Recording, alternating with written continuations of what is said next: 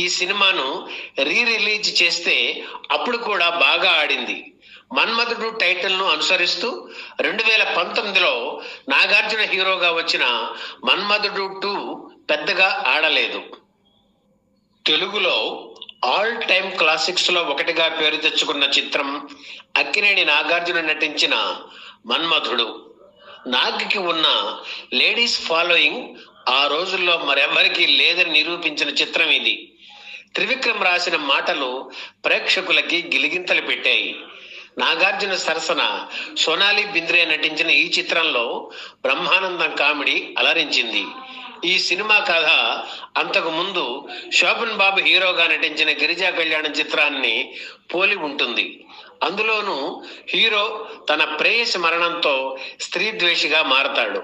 2002 December 20న విడుదలైన మన్మధుడు